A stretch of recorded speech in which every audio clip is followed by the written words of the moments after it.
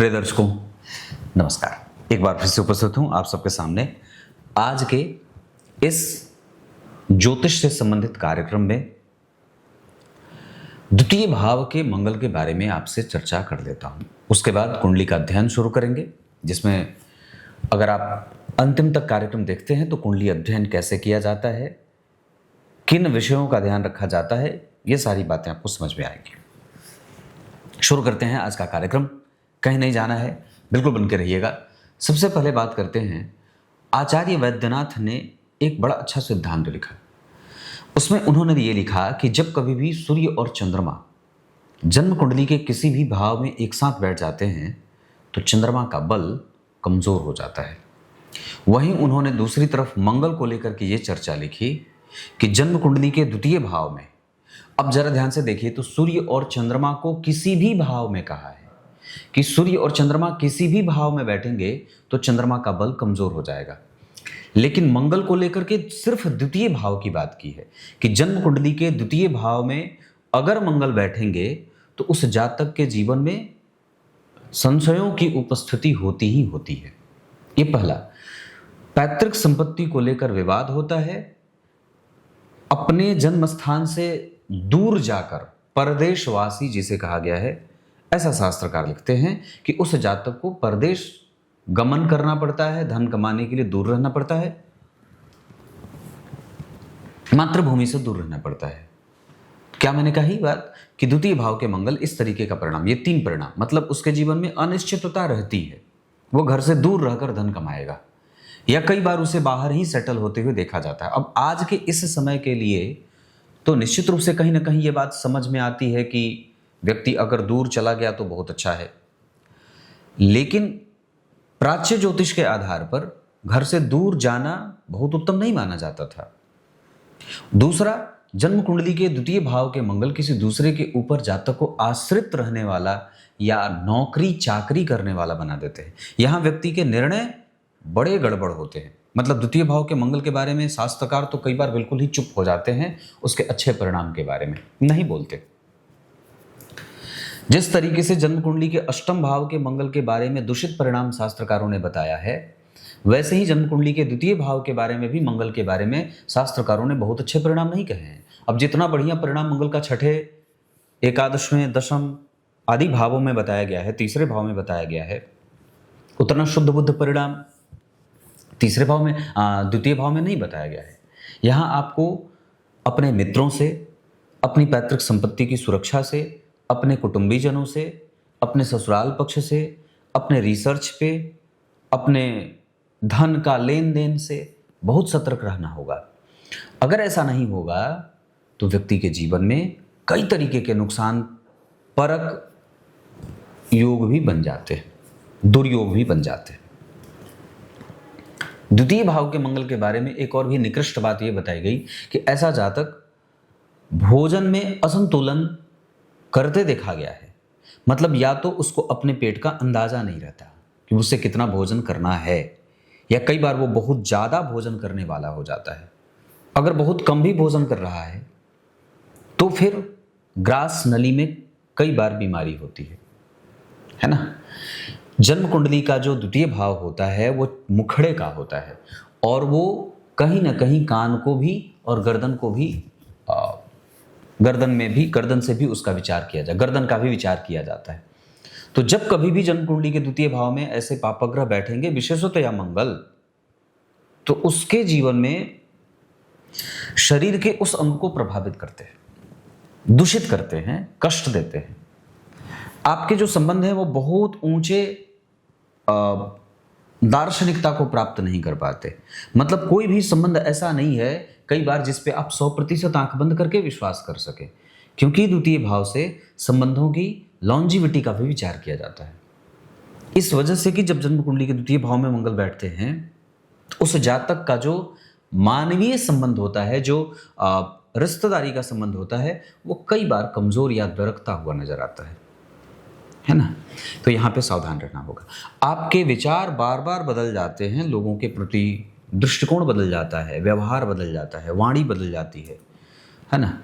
और कई बार जब उस मंगल के ऊपर किसी भी शुभ ग्रह की दृष्टि नहीं हो, राहु की उल्टी दृष्टि जाती हो, तो ये कई बार शत्रुओं से व्यक्ति को दो चार होना ही पड़ता है। यहां आपको बहुत सावधानी से मंगल को भोगना पड़ेगा, न तो कष्ट होने के योग ज्यादा बन जाते। मतलब इस कुंडली में अगर आपको जो मैंने दिखा रखी है, जो ये कुंडली आपके सामने है, इसमें अगर कोई एक तरफा अगर कोई कमजोरी होगी तो वो द्वितीय भाव के मंगल की होगी। हाँ, एक बात जरूर अच्छी बात है कि नवांश चक्र में वो जो मंगल हैं वो मित्र के साथ परिवर्तन कर रहे हैं, जो उनके प्रभावों को अच्छाई की तरफ मोड़ने का काम कर रही है। अगर मंगल का जो बुरा परिणाम मैंने पूर्व में बताया है, अगर वो नहीं है या ऐसा नहीं मिलेगा, क्योंकि नवांश चक्र में वो मंगल मित्र के साथ परिवर्तन कर रहे हैं। गुरु मंगल की राशि में है, मंगल गुरु की राशि में है। दशमांसा चक्र में भी ये मंगल धनु राशि में बैठ रहे हैं, जिसके स्वामी उन्हें देख रहे हैं। मतलब एक सिस्टम के हिसाब से मंगल का जो प्रभाव है वो जातक के पक्ष में आता हुआ नजर आ रहा है। तो ये है द्वितीय भाव के मंगल।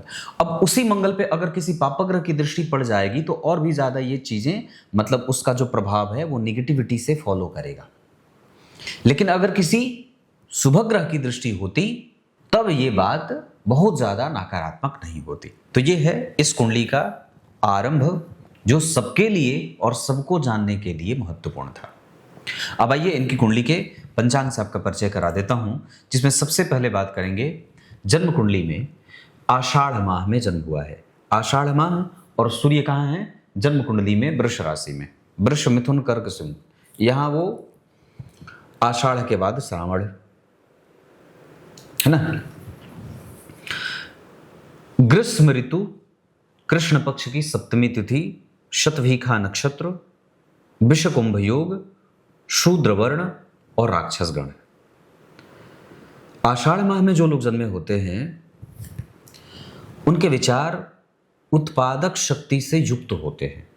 मतलब उनका विचार जो होगा ना वो बार बार बदल रहा है, या बहुत सारी चीजें जानने वाले होते हैं, जानने की जिज्ञासा रखने वाले।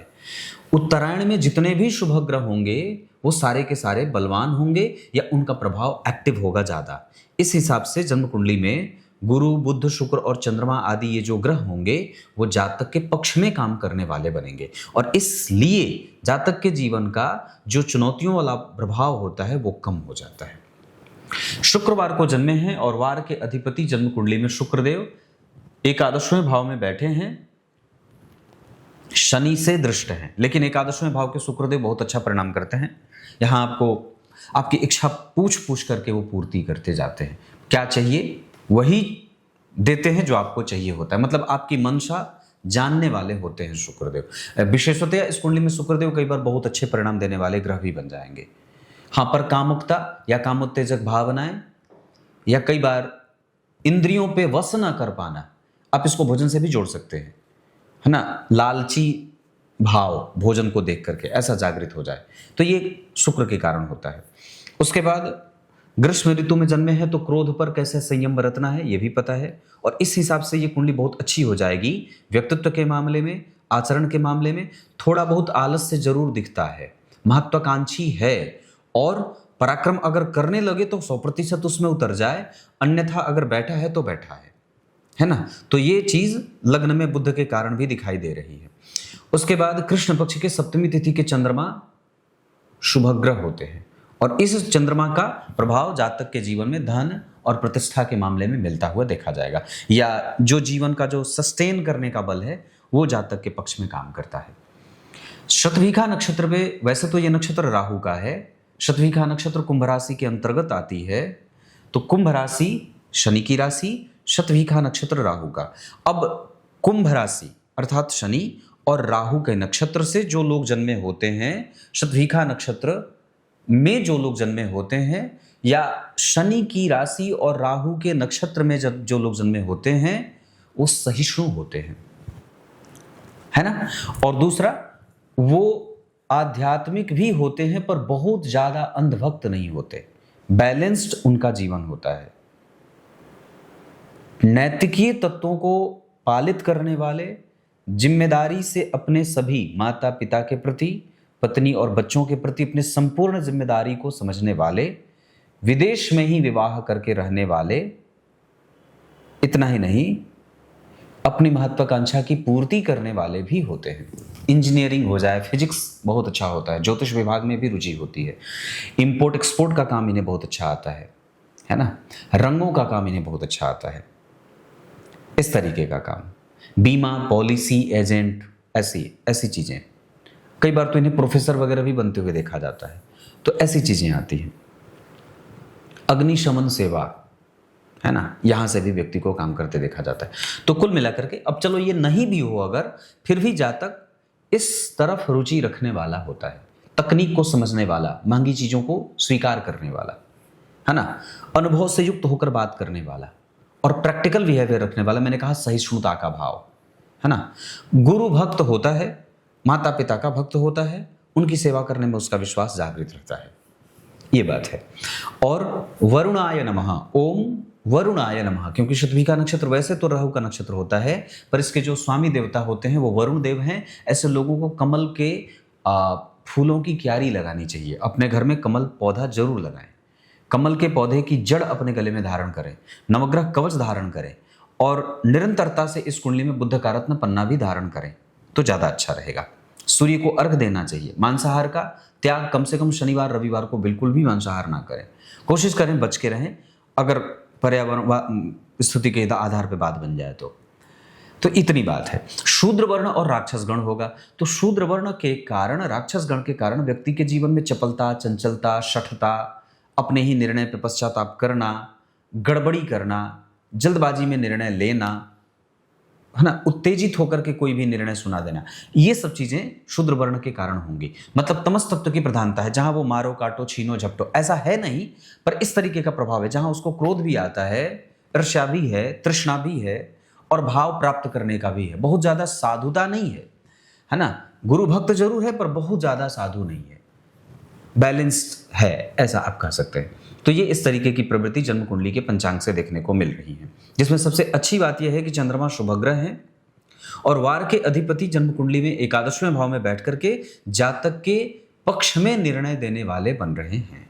हमें अपने इंद्रियों पे वशीभूत नहीं होना है, इंद्रियों को बस में रखना है, स्थित प्रज्ञ होना है ना, अपने मन को एकदम बिल्कुल शांत रखना है और वो भगवान की पूजा से, ग्रंथों के अध्ययन से होता है। ये बात याद रखिए। आप जब, दो बातें, आप जब भगवान के नामों का जप करने लगते हैं तो कई बार आपको पढ़ने की भी आवश्यकता नहीं होती है, आप पढ़ाई भी नहीं करते, मतलब ग्रंथों का अध्ययन नहीं करते, लेकिन भगवान के नामों के स्मरण के पहले आपको निश्चित रूप से ग्रंथों का अध्ययन आवश्यक होता है, तभी उनकी जाकर के महत्ता समझ में आती है। ये बात बहुत सावधानी से समझनी होगी। आज हमारे पास, जैसे मैं कल ही अपने घर पे बात कर रहा था अपने भाई साहब से, तो मैंने उनसे बात कही कि मनुस्मृति में ये बात कही, कल मुझे कोई आया था प्रणाम करने, तो बूढ़े थे, मतलब बहुत वृद्ध थे पर प्रणाम कर रहे थे मुझे। मैंने उनको रोका, बोला नहीं आप मुझे प्रणाम ना करिए, आप उम्र में बड़े हैं, अनुभव आपका बहुत बड़ा है और ज्ञान मुझे एक क्षेत्र विशेष का हो सकता है, वो भी नहीं है, पर फिर भी आप मुझसे ज़्यादा एक अलग बहुत सारे क्षेत्रों में आपका मुझसे बड़ा ज्ञान है। बाद में हम जब चर्चा करने लगे, वो हमारे यहाँ मिस्त्री थे, काम कर रहे थे, घर बन रहा था तब। बाद में मैंने उनसे कहा कि मनुस्मृति में बात कही गई कि कोई भी व्यक्ति, चाहे वो ब्राह्मण से बड़ा ही उम्र में है, उम्र में बड़ा है, ब्राह्मण से उम्र में बड़ा है, तो चाहे वो क्षत्रिय, वैश्य और शूद्र ही क्यों ना हो, फिर भी ब्राह्मण उसको प्रणाम करेगा। ये बात मैंने मनुस्मृति में बताई थी। कुंडली विश्लेषण वाले कार्यक्रम में मैं पहले मनुस्मृति बताता था आरंभ में। तो मैंने क्या बात कही थी उसमें कि मनुस्मृति में ऐसी बात आई है कि जो लोग आजकल मनुस्मृति के प्रति प्रश्न चिन्ह लगाते हैं, उसको जलाने का काम करते हैं, उनको ये बात कहना चाहिए कि भाई एक बार आप पढ़ तो लो। बिना पढ़े आप किसी का अनादर कैसे कर सकते हैं? बिना व्यक्ति के जाने उसके बारे में कोई गलत राय और सही राय कैसे विकसित कर सकते हैं? उसको जानना होगा। तो मनुस्मृति में ये बात आई कि ऐसे लोग जो ब्राह्मण से उम्र में बड़े हों, चाहे वो क्षत्रिय, वैश्य और शूद्र ही क्यों ना हो, ब्राह्मण उन्हें भी प्रणाम करेगा। जिस तरीके से एक शिक्षा देने वाले गुरु होते हैं, एक समाज में उठने बैठने का सिखाने वाले गुरु होते हैं, और एक दीक्षा गुरु होते हैं। उसमें तीनों गुरु में से अगर तीनों एक साथ उपस्थित हों एक जगह पे, तो जो दीक्षा गुरु है उसको सबसे पहले प्रणाम करना होगा। उसके बाद जिसने शिक्षा दी है, आपको पढ़ाया है, उसको दूसरे नंबर पे प्रणाम करना होगा। तीसरे नंबर पे दुनियादारी की बातें जिसने सिखाई है उसे प्रणाम करना होगा। मनुस्मृति में इस तरीके की बातें, उसको गलत तरीके से तोड़ा गया, किसी बायस्ड व्यक्ति के द्वारा कुछ लिखा गया है, और उस किताब को पढ़ करके, वो किताब है, वो ग्रंथ नहीं है, वो कोई न्याय का ग्रंथ नहीं है, वो संविधान है। हमारे सनातन का सबसे पहला सिद्धांत है, वो सब पहला संविधान है। तो क्या कही, ऐसी बात है। तो यहाँ पे हमें ये बात ध्यान रखनी होगी कि शूद्र वर्ण और राक्षस गण के कारण हमें यह बात ध्यान रखनी है, और इंद्रियों पे वश अपना बनाकर रखना है। अब आइए आपकी कुंडली के ग्रहों के अंशों से आपका परिचय करा देता हूं। अब यहां से आगे बढ़ते हैं और सबसे पहले बात करते हैं सूर्य की। सूर्य इस कुंडली में 26 अंश पे विराजमान है, जो मिथुन लग्न की कुंडली के लिए तीसरे भाव के स्वामी है। अब विचार करिए तो दो बातें निकल के आती हैं। पहला क्या निकल के आता है, जन्म कुंडली में मंगल जो पराक्रम के कारक होते हैं वो नीच राशि में है, और यही मंगल व्यक्ति से गलत निर्णय भी कराते हैं। और सूर्य जन्म कुंडली में तृतीय भाव के स्वामी होकर के 12वें भाव में व्यक्ति को कई बार माता पिता के द्वारा स्थापित जो संस्कार है उस पे, या उसको न मानने वाला भी ऐसा स्वीकार कर लेता है व्यक्ति, या कई बार विवाह के मामले में, मित्रता के मामले में एकदम जैसे होता है ना कि एकदम आउटरेज कर जाता है, आगे बढ़ जाता है, निकल जाता है बाहर। तो हमें यहाँ पे जो सूर्य हमारी कुंडली में राहु और केतु के संपर्क में है, जो हमारी कुंडली में मंगल नीच राशि में बैठे हैं, ये दो बातों का संकेत देते हैं। हमें विवाह से पहले बहुत सावधानी रखनी होगी, विवाह से पहले कुंडली मिलानी होगी, और निश्चित रूप से अपने माता और पिता के आज्ञा के अनुकूल ही परिणाम प्राप्त करने के ऊपर आगे बढ़ना होगा, नहीं तो ये कई बार व्यक्ति को नुकसान में लेके भी जा सकते हैं। सूर्य बैठे हैं मृगशिरा नक्षत्र में, एनर्जी उनके पास अच्छी है, लेकिन मंगल नीच राशि में बैठे हैं, जिनका नीच भंग गुरु कर रहे हैं, लेकिन वो भी शत्रुगत ही बैठे हैं। हालांकि शत्रुगत नहीं है क्योंकि वो तात्कालिक मैत्री मित्रता का भाव है, पर फिर भी कहीं ना कहीं जो प्रभाव है वो थोड़ा बहुत नेगेटिव जरूर है, क्योंकि गुरु का प्रभाव केतु के संपर्क में है, और चंद्रमा गुरु का संबंध षडाष्टक में है, और इसके ठीक 11 घर आगे जन्म कुंडली में नीच के मंगल बैठे हैं, गुरु के ऊपर राहु केतु का प्रभाव है, बिल्कुल ही अकेले बैठे हैं। तो ये कहीं ना कहीं थोड़ी बहुत गड़बड़ी पैदा करते हैं। तो हमें अपने मन मस्तिष्क बुद्धि को शांत रखना होगा, गलत निर्णय से बचना होगा।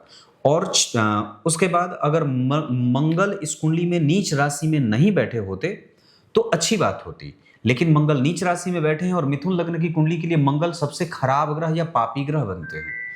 तो इस वजह से भी कई बार व्यक्ति के जीवन में परेशानी देखने में आती है। उसके बाद चंद्रमा शतभिखा नक्षत्र में 13 अंश पे बैठे हैं, जिसके कारण व्यक्ति को कई बार घाव, फोड़ा, फुंसी ऐसा होता रहता है। घुटने से लेकर पैर की एड़ी तक के अंगों में थोड़ी बहुत बीमारी दही देखने को मिलती है। उसके बाद अगर मंगल की बात करते हैं तो मंगल ही इस कुंडली के आत्मकारक हैं। अब विचार करिए, तो अगर लग्नेश आत्मकारक होंगे, लग्नेश अगर आत्मकारक होते हैं तो कुंडली को अतिरिक्त बलवान बनाते हैं, लेकिन इस कुंडली का प्रधान पापी ग्रह मंगल ही आत्मकारक है, तो वो दूसरे तरीके से जातक को परिणाम करेगा। मतलब वो कभी अच्छा और कभी बुरा दोनों तरीके का परिणाम कर सकता है। दूसरा, ये जो मंगल है वो नवांश कुंडली में एक नीच की राशि में बैठे हैं, और याद करिए यहाँ पे गुरु उनकी एक राशि में बैठे हैं, जबकि उनकी दूसरी राशि में शनि बैठे हैं। अब इस पे एक दूसरा सिद्धांत जो निकल के आता है, जिसपे मैंने कार्यक्रम भी बनाया है, कि आत्मकारक ग्रह की राशि में अगर कोई भी ग्रह बैठा हो नवांश चक्र में, तो वो ग्रह इस कुंडली का बलवान ग्रह हो जाता है। तो आत्मकारक इस कुंडली में मंगल थे, जो नीचभंग राजयोग गुरु के कारण बन रहा था, वो मंगल देव की एक राशि में गुरु बैठ गए, दूसरी राशि में शनि बैठ गए। इस वजह से यहाँ पे गुरु और शनि दोनों ही इस कुंडली के महत्वपूर्ण ग्रह बन जाते हैं। इसका अर्थ होगा कि जन्म कुंडली के सप्तमेश और दशमेश के साथ नवमेश और अष्टमेश इस कुंडली के महत्वपूर्ण ग्रह बन गए। अब शनि जो आपकी कुंडली में भाग्य भाव में शस्य योग लगा रहे थे, और ये गुरु जन्म कुंडली के केंद्र में बैठे थे, केंद्राधिपति दोष से अपने आप को मुक्त कर रहे थे, क्योंकि सप्तम भाव में बैठने पर ही केंद्राधिपति दोष लगता है। अन्य किसी भी भाव में बैठने पर केंद्राधिपति दोष नहीं लगता है। तो गुरु अपनी सुरक्षा स्वतः कर रहे हैं और गुरु और शनि इस कुंडली के महत्वपूर्ण ग्रहों के रूप में अपने आप को परिभाषित कर रहे हैं। लाख बुध इस कुंडली के आत्मकारक होते, अमात्य कारक होते, कुछ भी होते, लग्नेश है, पर कोई बात नहीं है जब जन्म कुंडली में गुरु और शनि के पास अपना प्रत्यक्ष बल मिल रहा है। क्लियर है? तो ये आपकी कुंडली के चंद्रमा हो गए। मंगलदेव आश्लेषा नक्षत्र में बैठे हैं और बुध देव जन्म कुंडली में आर्द्रा में। तो मंगल आश्लेषा में बैठे हैं, इस वजह से व्यक्ति को निर्णय में यहां पे भी छोटी मोटी गड़बड़ी देखते बन रही है। और किसी भी तरीके से ये मंगल आत्मकारक होने के कारण व्यक्ति के जीवन में यश मान पद प्रतिष्ठा तो देने वाले बनेंगे, पर कई बार उस प्रभाव को व्यक्ति मेंटेन करने से चूक जाता है। मतलब हमारे पास अगर धन आया, पद आया, प्रतिष्ठा मिली, तो हम उसको किस तरीके से बना करके रखते हैं, उसको अपने ऊपर हावी नहीं होने देते हैं। विशाल गंभीरता का जो भरा हृदय होता है वो कभी भी किसी पद से प्रभावित नहीं होता और ना किसी पद के प्रभाव में, ना तो धन के मद में आता है। तो हमें इसका डर सता रहा है इस कुंडली को देख करके कि पद का मद ना हो और धन का मद ना हो। ये नहीं होना चाहिए। मद मतलब होता है घमंड, ये नहीं होना चाहिए। तो ये मंगल के कारण बुधदेव जन्म कुंडली में आर्द्रा नक्षत्र में 19 अंश पे बैठे हैं और उनके केंद्र में गुरु बैठे हैं, त्रिकोण में चंद्रमा बैठे हैं, एकादश में शुक्र, द्वितीय में मंगल बैठे हैं। तो बुध का प्रभाव द्वितीय भाव से तो खराब होगा, लेकिन बुध का प्रभाव बाकी के अन्य गुरु, चंद्रमा, शनि और शुक्र आदि ग्रहों के कारण अच्छा होगा। दूसरा, वेशीवासी योग का भी निर्माण होगा। इस कुंडली में एक अच्छी बात यह भी है कि शुक्र अलग घर में, सूर्य अलग घर में और बुध अलग घर में बैठे। ये बहुत कम कुंडलियों में देखने को मिलता है कि सूर्य, बुध और शुक्र तीनों अलग अलग भावों में हों। ये तीनों एक साथ अगर बैठ जाते हैं तो कई बार डिप्रेस हो जाते हैं, लेकिन एक साथ न बैठ करके जब तीनों अलग अलग भावों में बैठेंगे तो तीनों अपना स्वतंत्र परिणाम देने पर आगे आते हैं। इस वजह से बुध जहां बुद्धिमान बनाएंगे, शुक्र वहां इच्छा की पूर्ति कराएंगे, वहीं सूर्यदेव व्यक्ति को विदेश में रहने वाला, बाहर सेटल होने वाला बना देते हैं, या उसका पराक्रम बाहर दिखता है।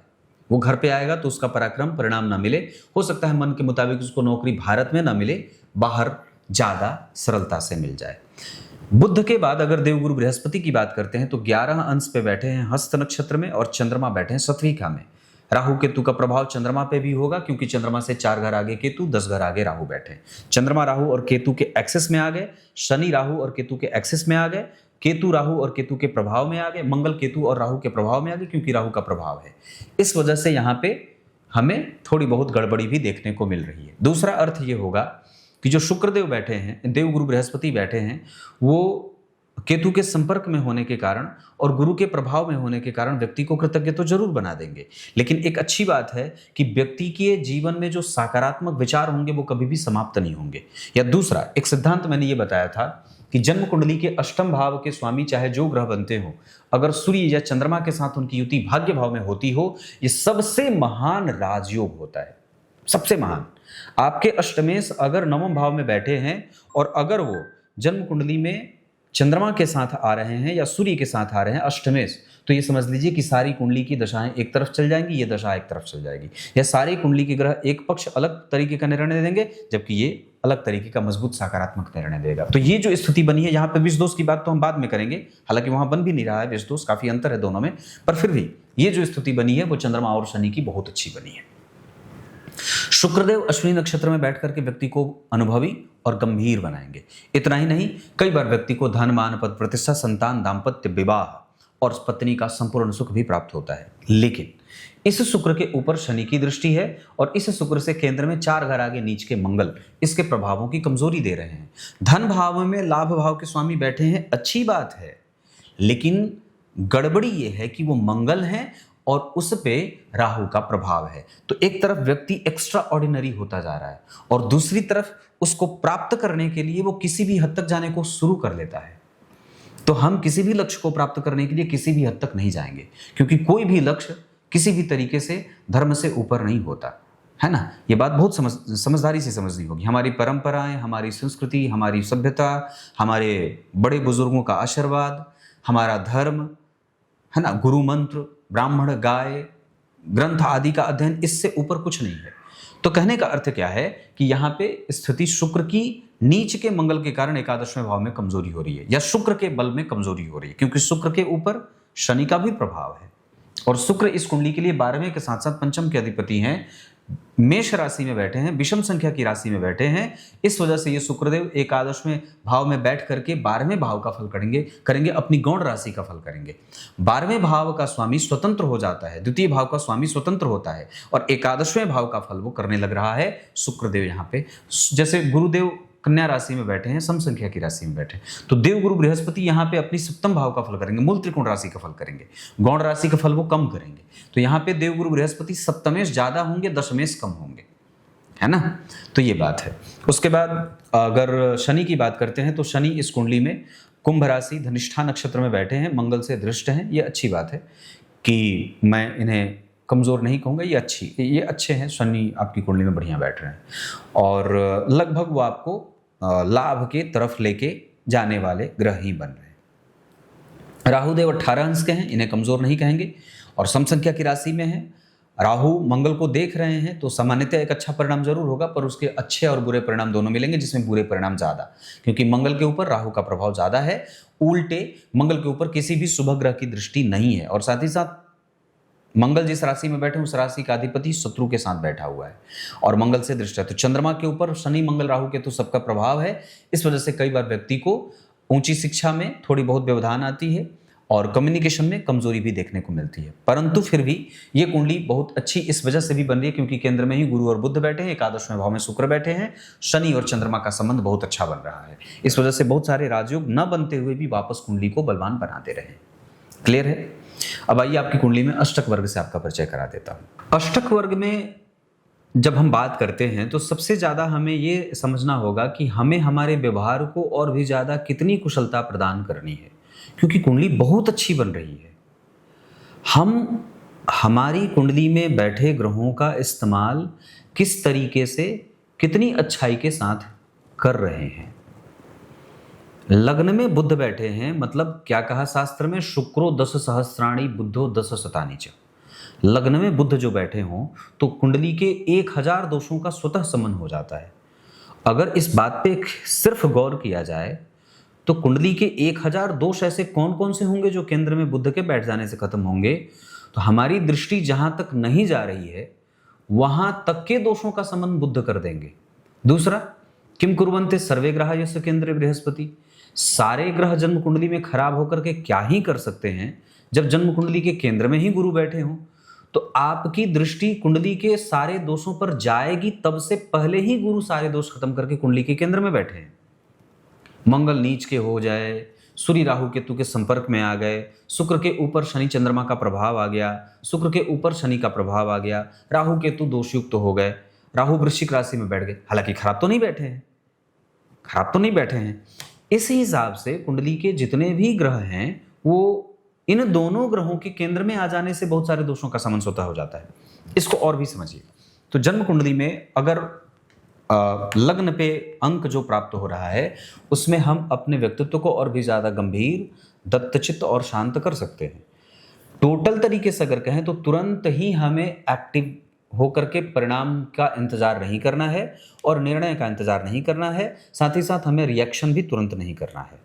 वाणी हमारी ठीक है, हम उसको और भी ज्यादा शांत कर सकते हैं। उग्रता वाणी में ठीक नहीं है, चपलता ठीक नहीं है, ईर्ष्यालुपन की प्रवृत्ति, स्वभाव भाव में मंगल बैठे हैं नीच राशि में तो हमें हमारी वाणी कई बार फिसल जाए, है ना।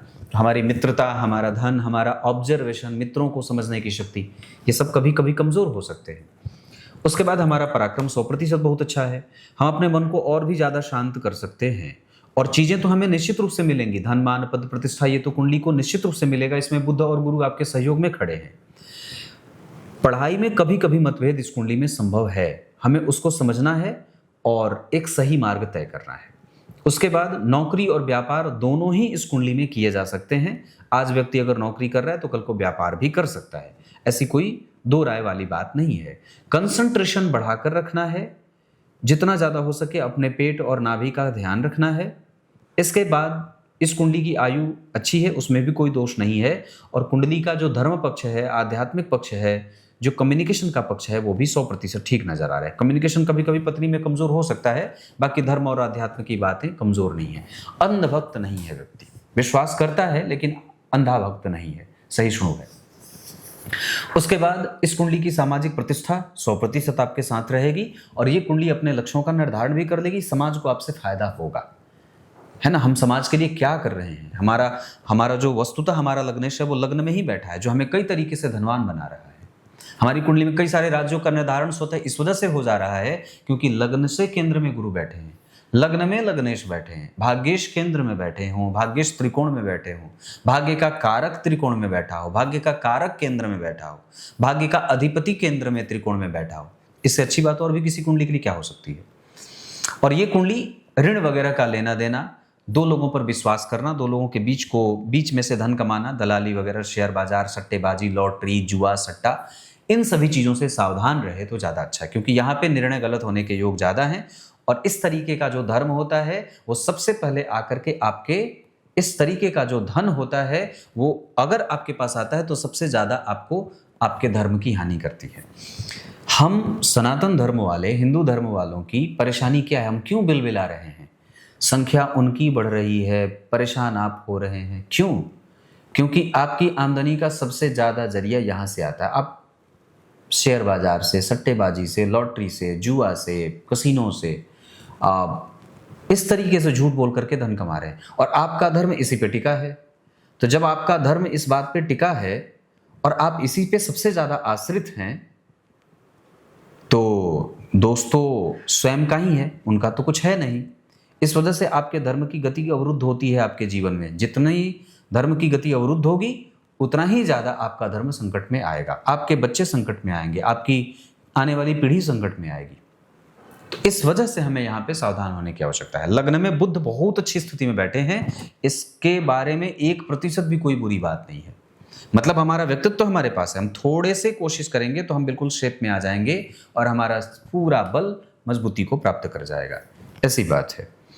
अब यहाँ से आगे बढ़ते हैं। नवांश कुंडली पे थोड़ा ध्यान ला दूं तो लग्न कुंडली के 12वें भाव के अधिपति यहाँ के लग्नेश बनते हैं। चंद्रमा बलवान, सूर्य भी बलवान और जन्म कुंडली में मंगल सप्तमेश होकर के बहुत अच्छी स्थिति में है, घबराने वाली बात नहीं। शुक्र बहुत अच्छी स्थिति में है। उसके बाद दशमांसा चक्र का लग्नेश नीच राशि का बैठा है, गुरु से दृष्ट है। तो लग्न भी गुरु से दृष्ट, लग्नेश भी गुरु से दृष्ट। इसका अर्थ होगा कि यहाँ भी बहुत अच्छा नेचर मिल रहा है। सूर्य सप्तमेश होकर के अष्टम भाव में व्यापार का संकेत देते हैं। भाग्येश 6वें भाव में केतु के संपर्क में नौकरी का संकेत देते हैं। उसके बाद जन्म कुंडली में नौकरी भाव का स्वामी पंचम भाव में बैठा है, ये भी कई बार नौकरी को दिखा रहा है। चतुर्थ भाव के स्वामी 6वें भाव में बैठे हैं, ये भी नौकरी का योग। तो दशमांसा चक्र को जब आप देखते हैं तो आपकी कुंडली में नौकरी के योग ज्यादा दिखाई दे रहे हैं, है ना। लग्न कुंडली में भी नौकरी के योग ज्यादा दिखाई दे रहे हैं। बुध और मंगल एक दूसरे के संपर्क में है, नजदीक बैठे हैं, आमने सामने तो नहीं पर सामने नहीं है, नजदीक बैठे हैं। एकादशवें भाव में शुक्र पंचमेश पंचम को देख रहे हैं। लाभेश जन्म कुंडली में लाभ से केंद्र में नीच राशि का नीचभंग राजयोग बनाया है। भाग्य भाव स्वतः बलवान है, इस वजह से कुंडली का एक अच्छा नेचर फ्लो होता हुआ नजर आ रहा है। नवमांश चक्र की अच्छी बात, विवाह को चलाने में शुक्र सहयोगी होंगे। नवमांश की सबसे अच्छी बात है कि गुरु और मंगल का परिवर्तन है। इसके बाद एक सूर्य का प्रभाव यहाँ पे जातक के पक्ष में काम करता हुआ नजर आ रहा है। यहाँ जो राहु बैठे हैं वो कई बार बेवजह की मानसिक अस्थिरता का दौर देंगे। यहाँ चंद्रमा दशम स्थान में तृतीय होकर के बैठे हैं और दशम भाव में बैठे हैं, तो पत्नी कामकाज करने वाली और निश्चित रूप से एक अच्छा दाम्पत्य यहाँ पे दिखाई दे रहा है। इसमें कोई घबराने वाली बात नहीं है। ये जो सूर्य और शनि बैठे हैं इसमें शनिदेव देर से विवाह देते हैं पर फिर भी बहुत अच्छा दाम्पत्य मिलता है। विवाह के लिए कुंभ राशि कुंभ लग्न, मेष राशि मेष लग्न और कन्या राशि कन्या लग्न की जातिकाओं से विवाह हो सकता है। इसके बाद दक्षिण और पूरब दिशा में विवाह का योग बहुत अच्छा बनता है। धन कमाने के लिए आपकी कुंडली जा सकती है पश्चिमी देशों में और वो आप हैं भी, इसमें भी कोई दिक्कत नहीं है।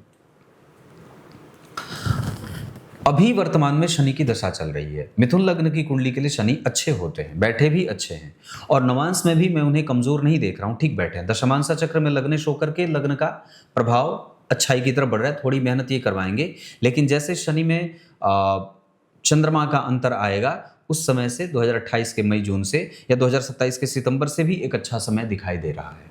तो ये सब हमारे पक्ष में काम करेंगे। एक लाजवर धारण करना होगा अभी तत्काल प्रभाव से। बाकी अरिष्ट चक्र के आधार पर राहु और केतु की दशा में पेट का रोग हो सकता है, शनि भी पेट का रोग दे सकते हैं। बाकी शुक्र, चंद्रमा, सूर्य, मंगल और गुरु, बुध ये सब आपके पक्ष में काम करेंगे। भवन, भूमि, वाहन से संबंधित कोई भी निर्णय लेना हो तो सूर्य, बुध, शनि और शुक्र के साथ गुरु की दशा का सहयोग लिया जा सकता है।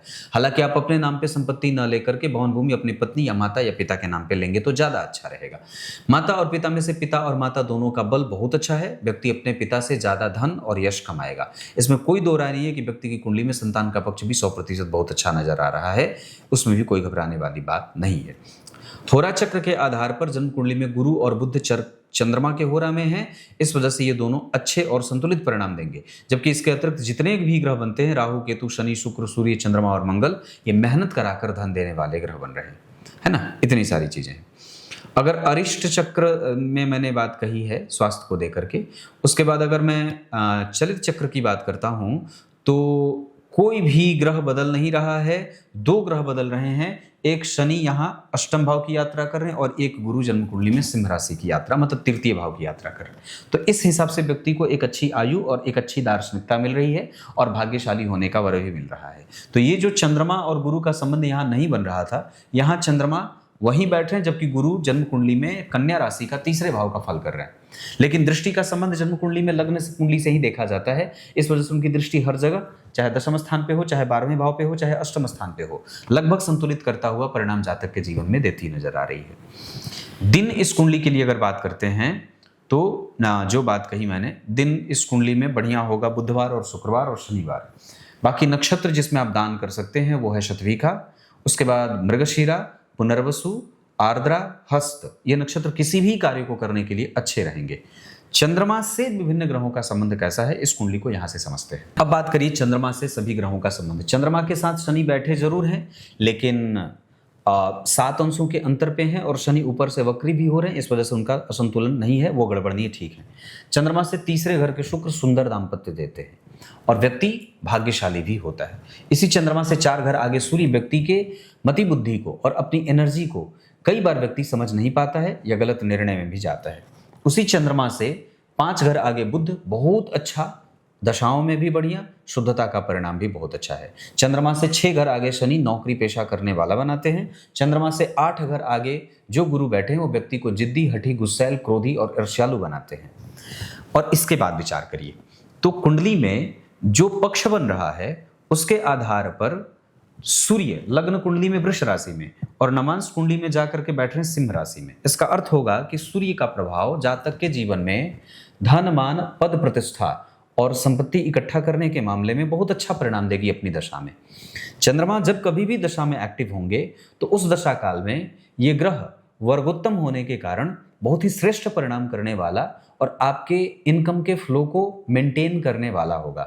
जबकि मंगलदेव कर्क राशि में, नवांश कुंडली में, मीन राशि में धन, प्रतिष्ठा, भाग्य का लाभ, ऊंची शिक्षा भी देते हुए नजर आएंगे। कभी कभी मैंने कहा था शुद्ध और अशुद्ध दोनों परिणाम मिलेगा। बुधदेव मिथुन राशि में बैठे हैं, नवांश चक्र में मीन राशि में जा रहे हैं। महत्वाकांक्षा की वृद्धि बुध की दशा में होगी और प्राप्ति भी होगी। देव गुरु बृहस्पति कन्या राशि में, नवांश कुंडली में मेष राशि में बैठ रहे हैं। रोग शोक बढ़ा सकते हैं, माता पिता को रोग दे सकते हैं, गुरु की दशा में ऐसा संभव है। शुक्रदेव जन्म कुंडली में मेष राशि में, नवांश कुंडली में कर्क राशि में जा रहे हैं। इस वजह से ये अपनी दशा काल में संपत्ति इकट्ठा करने की तरफ व्यक्ति का दिमाग लेके जाएंगे। शनिदेव कुंभ राशि में, नवांश कुंडली में वृश्चिक राशि में जा रहे हैं। ये अपनी दशा काल में चौपाया सुख देंगे। राहुदेव वृश्चिक राशि में बैठे हैं, कोई खराब नहीं बैठे हैं, बहुत अच्छा परिणाम देते हैं। राहु त्रिकोण में बैठे होते तो और भी अच्छा होता, पर कोई बात नहीं है, वो जहां बैठे हैं वहां संतुलित होकर बैठे हैं, कोई घबराने वाली बात नहीं है। इतनी सारी चीजें। अब अगर परसेंटेज के हिसाब से भी देखते हैं तो आपकी कुंडली में सूर्य 50% से कम परिणाम दे रहे हैं। उनको बलवान बनाने के लिए नियमित दिनचर्या का पालन करिए, सूर्य को अर्घ्य दीजिए, ओम आदित्याय नमः का जप करिए, गुरु मंत्र से खुद को दीक्षित करिए। चंद्रमा के लिए जिस कमरे में सोते हैं या युवावस्था के, कोई दिक्कत नहीं है, 100% परिणाम कर रहे हैं। मंगल जन्म कुंडली में 25% का परिणाम कर रहे हैं। तो हमें यहाँ पे बजरंग बली के 12 नामों का उच्चारण करना होगा, सूर्य को अर्घ देना होगा, दंडवत प्रणाम करना चाहिए, योग और प्राणायाम की शरणागति लेनी चाहिए। बुद्ध दुर्वा अर्पित करें गणेश जी को और गणेश संकट नाशक स्तोत्र का पाठ करें, गणेश जी की स्तुति करें। देवगुरु बृहस्पति भी वृद्ध हैं, वृद्ध ब्राह्मणों की सेवा करें, पीपल के वृक्ष की परिक्रमा करें, वृक्षारोपण का कार्यक्रम शामिल हो जहां पे वहां पे जाया करें। शुक्रदेव, शनि, राहु और केतु सारे ग्रह 50% अच्छा परिणाम कर रहे हैं। इस वजह से इनकी दशा में आपको बहुत ज्यादा चिंता नहीं मिलेगी। फिलहाल जो शनि की दशा चल रही है, इससे में भी आपका पक्ष आपके पक्ष में ही रहेगा। बुध तो और भी ज्यादा बेहतर स्थिति में बैठे हुए हैं। इस वजह से मैं ये नहीं कह सकता कि बुध आपकी कुंडली में खराब हैं, बहुत अच्छे हैं। नवांश में भले नीच के हैं, लेकिन मैं उन्हें इस वजह से परेशान नहीं करता हुआ देख रहा हूं क्योंकि वो धनेश होकर के लाभ भाव में बैठे हैं। और विचार करिए तो धनेश और सप्तमेश एक साथ लाभ में बैठे हैं, तो व्यक्ति बुध की दशा में अपना चाहे तो रोजगार स्थापित कर सकता है। क्लियर है? ये आपकी कुंडली है। कुछ इसी तरीके से आज के इस कुंडली विश्लेषण के कार्यक्रम का समापन करते हैं। तब तक के लिए इजाजत दीजिए। बहुत बहुत नमस्कार।